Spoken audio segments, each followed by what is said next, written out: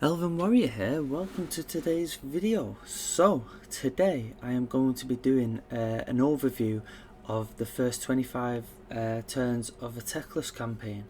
So, this is what it should look like. I know it's a bit different from my guide, but we managed, I had to do this one just so I could like redo the battles because I didn't save them in the first playthrough, but this is what you should be able to get to. You get the whole of the Vampire Coast, and then you get the whole of your original starting region. So you start off pretty good and everything. So what I'm gonna do today, I'm just gonna talk through like the faction effects of Teclis. I'm gonna talk about the how to just build up your settlements, what you want to aim for early game, what you want it to look like late game, and also I'm just gonna explain the basically his army composition and why it looks like this now, and what it's gonna look like in the future, and stuff like that. And I'll also go through like the different the lords and heroes that I think are worthwhile recruiting, and stuff like that. So basically, yeah, when you first, we'll just start off with the faction effects first. So he's got High Lawmaster, so he has diplomatic relations +10 with men, high elves, wood elves, lizard men, and dwarfs. So that's pretty good. It's a good start for when you do want to try and confederate the other elves. That certainly helps. That cost reduction for the mage buildings is really good as well because they're expensive as it is. So 25% off is really good. And then a recruit rank +5 for lawmasters and archmages and mages as well. That's really good. So pretty much straight away you can give them some decent spells. So not they're not really faffing about trying to level up all to get them some spells. They start off with them pretty much straight away. And also a recruitment cost reduction for swordmasters by 25% and phoenix units. So that's his faction effects. That's not bad really. I'm happy with the improvements that they did to it, because that just used to be men and elves, but now they've added the wood elves and lizard men and dwarfs, and then the other three things they've added. It's really good. So okay, as you know in the video, you start off with the star tower. It starts off at tier 2. So I feel the star tower is a good settlement, don't get me wrong, it's okay. So if you look at that there, income from ports +50%, income from all ports +2%, and a bit of decent income generated as well. These colonies used to be much better in the previous ones because it was a much better garrison, and then also the garrison got bigger on each one, and it basically they could defend themselves quite well. But now it only starts off with 8, stays at 8 for tier 2, and then it changes to 12 at tier 3. So you've got to wait till you get to tier 3 to get decent defense, and the return on the building slots is not good. So tier 2, tier 3 you unlock that one, and then tier 4 you unlock these two.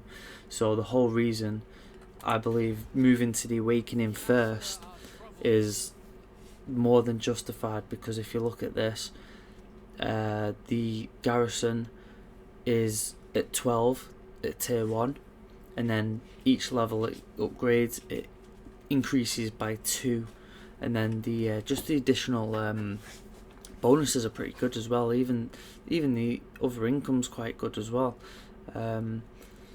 But even income from all buildings +15% all regions in adjacent provinces, that's good. And then income from all buildings +30% all regions in this province is really good.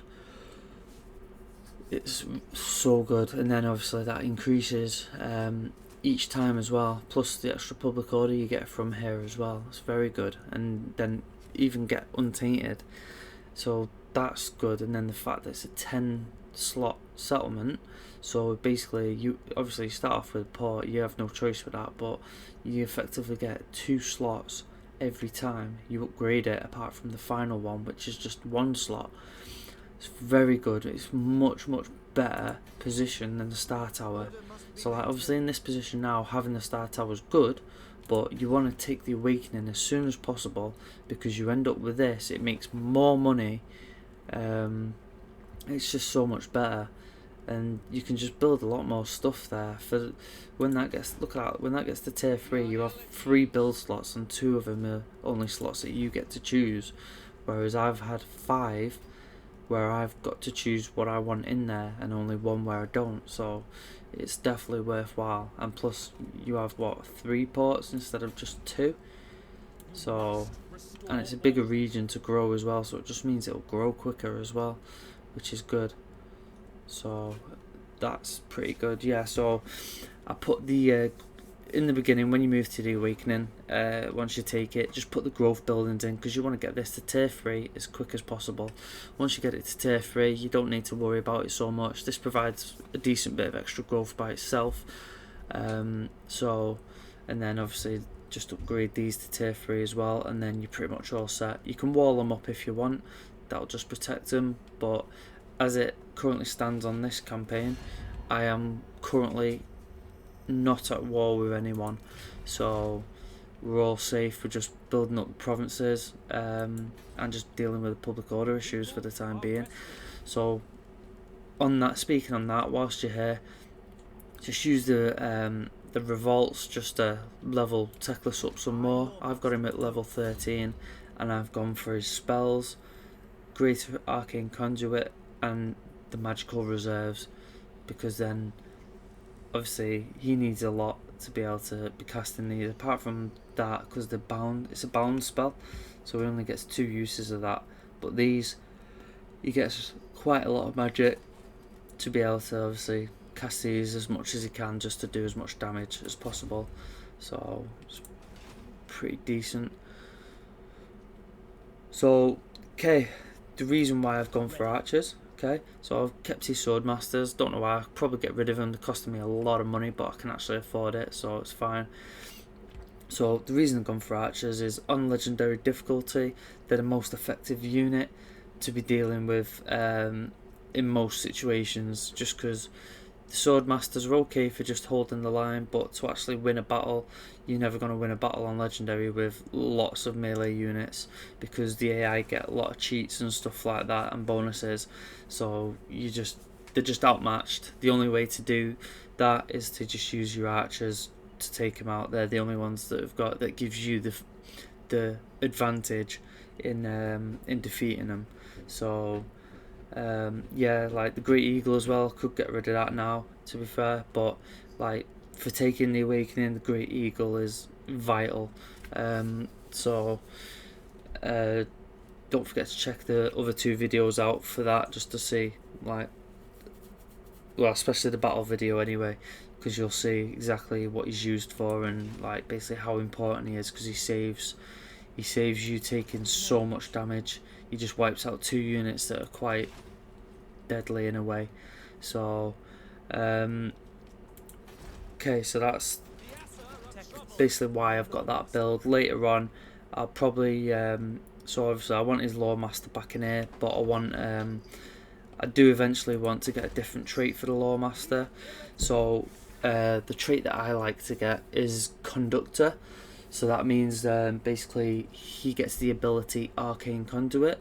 So Lore Masters don't normally get that ability unless they have that trait. So if you're obviously going magic focused, you do want to put a Lore Master in, get that trait, because it gives them Arcane Conduit. And if you double him up with obviously Teclis or another mage in there as well, then that gives even more, like you'll have basically 3 people with Arcane Conduit, well, apart from Teclis is Greater Arcane Conduit, which means it just like passively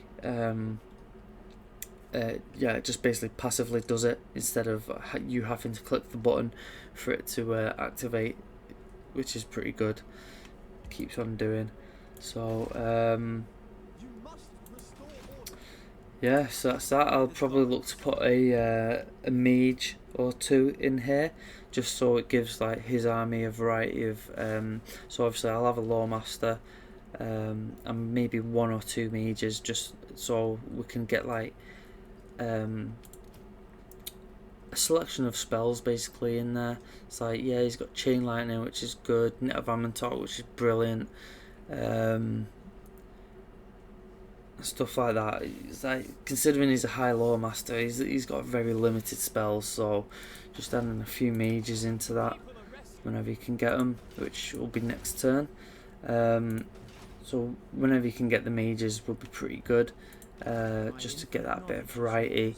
And then either just go probably Sisters of Avalon and a few bolt throwers, 2 or 3, just because the Sisters are the best archer unit for the high elves, and they're quite decent in melee as well, so if they get stuck like fighting, they'll do okay, but obviously the main strength is obviously shooting, and then plus combine that with his ability for net of Amantok, you're gonna absolutely slaughter him, especially if you overcast it, and then like you'll hold a load of troops in that sphere, literally can't move, so you can just shoot the shit out of them.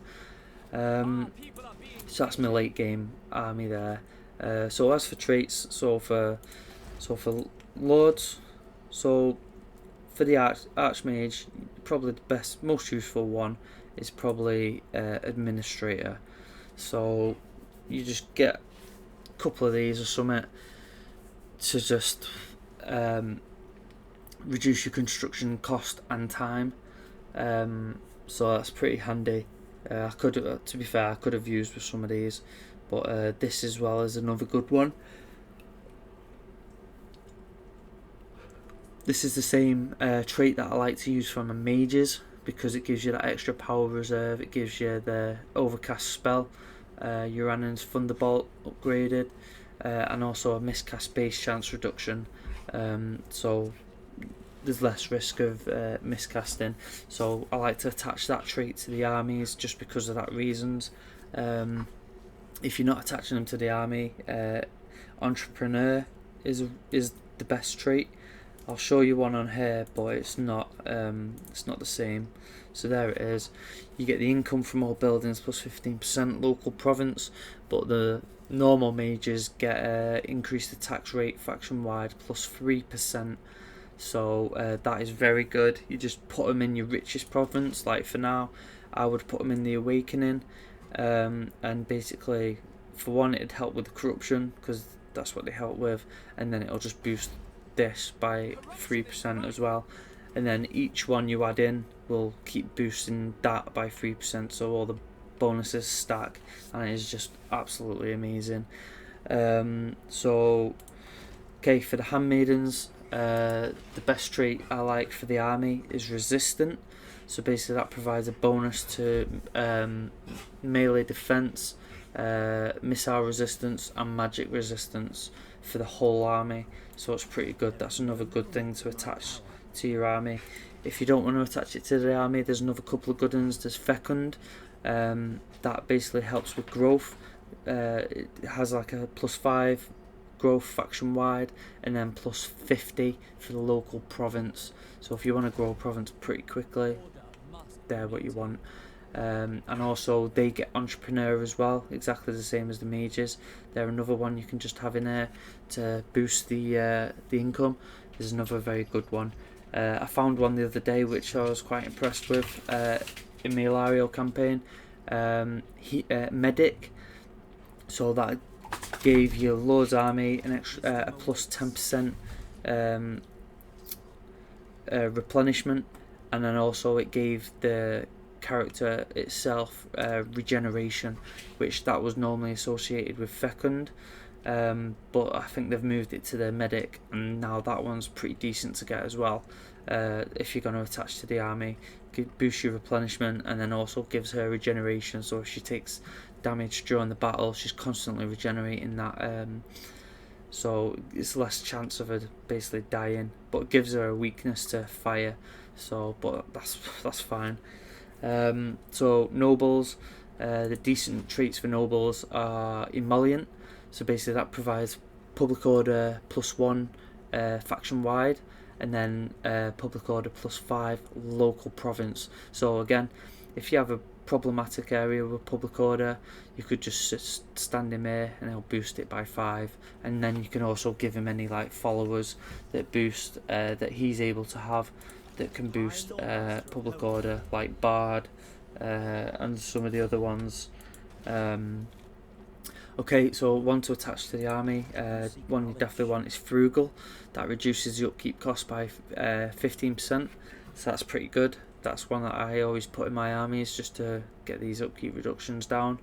There is a notable mention is Conscientious, that increases the Lord Recruit rank and the Noble Recruit rank by +2, and also it increases diplomatic relations with men and elves, which is also quite handy, especially like early game as well. If you're trying to confederate like the other elves as well, they're pretty decent for that. So mages, I went over mages before, so obviously I told about Entrepreneur and Conductor. Conductor is the one I like in the army. Entrepreneur I like obviously to boost the income.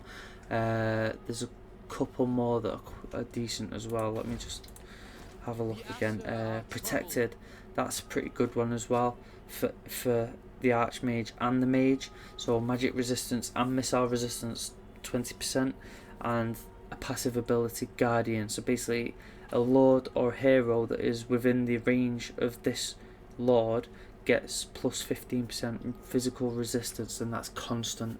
That's pretty good, that is. That's a good one as well. If you've not got as much influence, Primed is okay as well. It's just a lower form of Conductor.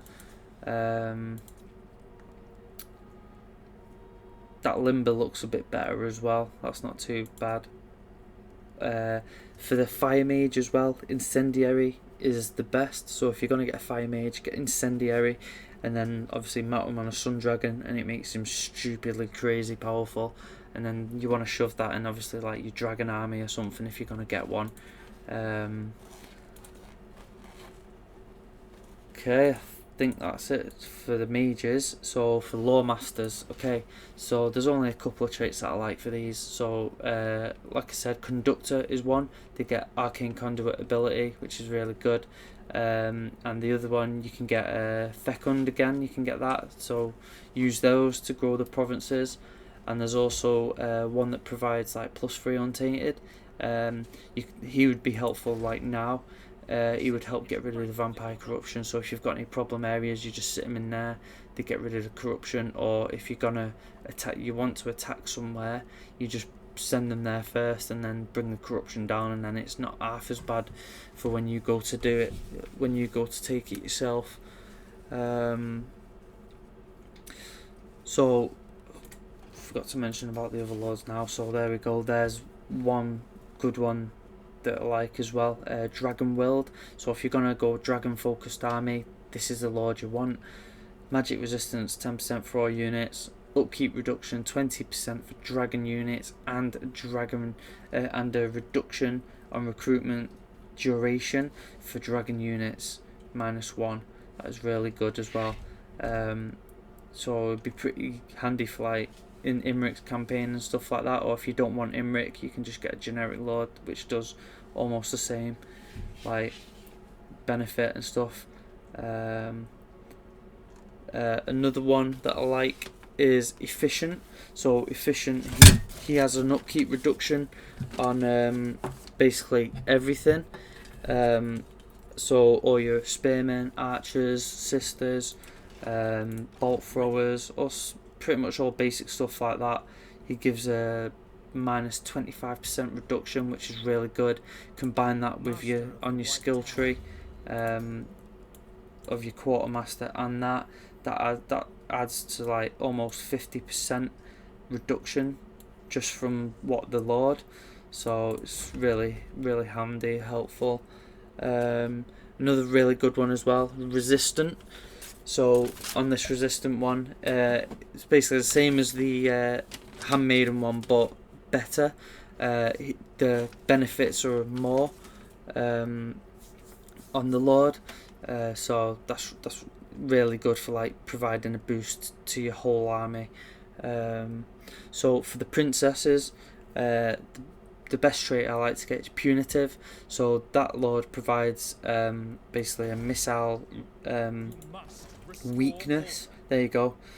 A missile resistance minus 10% to local enemy armies. So if you've got a missile based force, this is perfect for someone. Even she doesn't even have to be leading the army. She can just has to be in the region, and basically they take that penalty of missile resistance. So it's really good. And then she boosts the missile strength of basically all archer units, which is really good. That one's kind of good as well. So that gives extra power reserve. That's really good. And also gives you a spell as well, which you get 3 abilities of. So another one to mention is Ardent. So that one basically has an upkeep reduction for archers and Lothern Sea Guard, and also increases their range. That's not a bad one to get either, so just keep your eye out for that one. So as for like late campaign build for your settlements, so I'm only building this just to combat the corruption, but yeah, you just want to get yourself. So for instance, the Awakening, I'm going to be having obviously the port. You don't get a choice in that. I could possibly put the Elven Forge in there because it'll be really defended. It's not really going to come under attack. You want the Mage Tower in there. You definitely want the Handmaidens Gallery. Probably even the Dragon's Lair, possibly.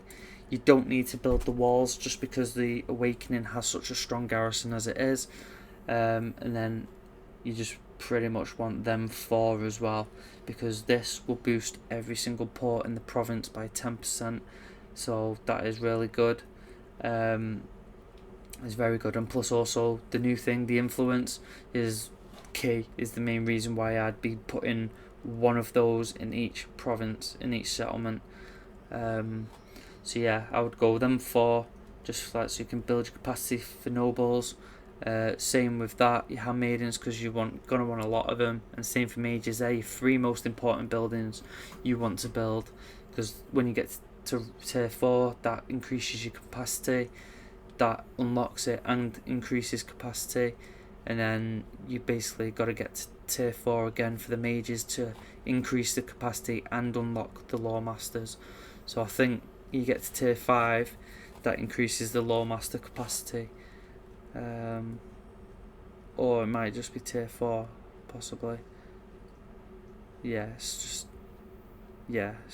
just tier 4 does it.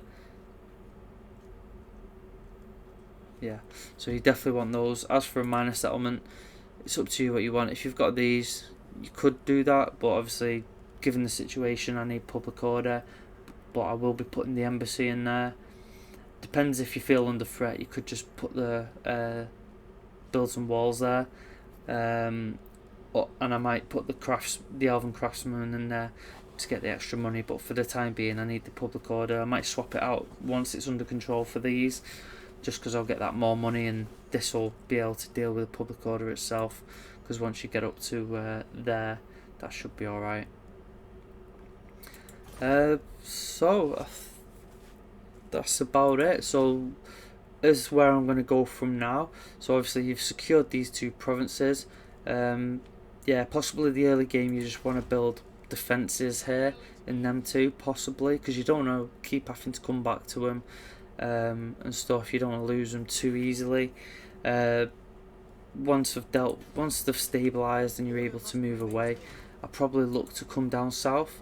The reason I haven't gone down south first is just because when chaos does come, if you come down south, if you secure your starting province and then come south, which pretty much the game wants you to do, because you start at war at Clanfesta, they're down here, the Dark Elves are here, they're always going to declare war on you, because obviously the natural hatred. So the natural route is to come south, but chaos when they arrive will trigger over here.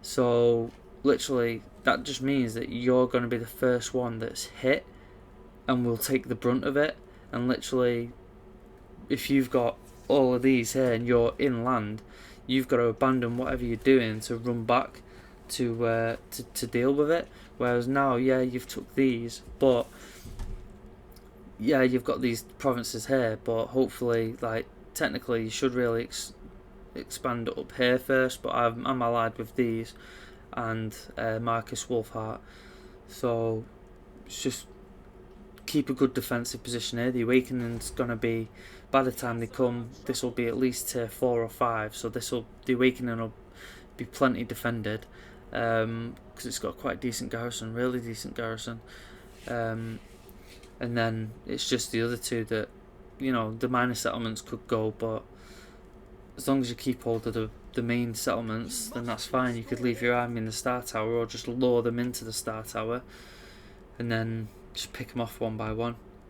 So to do that, you've got to work towards Lightning Strike now. So before Chaos come, you definitely need that. So that'd be pretty good. See, Manifold Sorcery used to be really good, but it's not now. If that was still for all characters, that would be good, but it's not. So I don't find it worthwhile getting for him, because it's just a waste of 10 points then. 10 points that you could be making his army better. He's got all the spells that he wants, all the spells that I want to give him, and then you've got, like, obviously special stuff. You could get a couple of them, because some of them are good. That's good. Them two are good. But then, yeah, you want to focus down here now. So, okay, I think that's about everything. I hope this video has been useful to you. If it has and you've enjoyed the video, don't forget to put a like on it. And also, if you haven't done so already, don't forget to subscribe. And I'll see you all for the next video.